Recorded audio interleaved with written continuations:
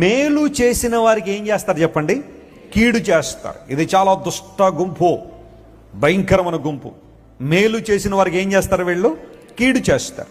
ఏ చేతితో అన్నం తింటున్నారో ఆ చేతి వేళ్ళు కొరుకుని తినేస్తారు ఏదో ఒక రోజున. చాలా భయంకరమైన మనసు ఇది. కొంతమంది మంచి స్నేహితులుగా ఉన్నట్టు నటిస్తారు అంతే, కానీ వారిలో ఆ నిజమైన స్వభావం ఉండదు. ఎప్పుడైనా అవకాశం దొరికితే నమ్మక ద్రోహం చేస్తారు. ఎప్పుడైనా ఛాన్స్ దొరికితే స్నేహితులు కదా అని చెప్పి మనసు విప్పి చాలా విషయాలు చెప్పేసుకుంటే వాళ్ళే ఒక రోజున ఎదురు తిరిగేసి అవన్నీ లోకానికి చెడుగా చెప్పి ఇతరులను బాధించే వాళ్ళు కూడా చాలామంది ఉంటారు.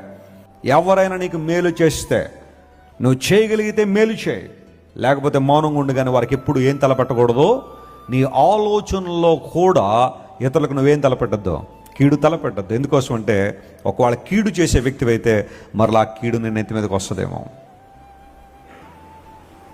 ఇతరులను ఇబ్బంది పెట్టే మనసు నీలో ఉందేమో. మేలు చేస్తున్న వారికి కీడు చేసే దుష్ట స్వభావం నీలో ఉందా? Never do that. నీ గురించి చెడ్డగా మాట్లాడుకున్న వారు, నిందలు అవమానాలు వేసిన వారిని కూడా క్షమించగలిగే మనసు నీలో ఉందా? కీడు చేసిన వారికి మేలు చేసే తత్వాన్ని అలవాటు చేసుకున్నావా? అవకాశం వస్తే మేలు చేసే మనసు నీలో ఉందా?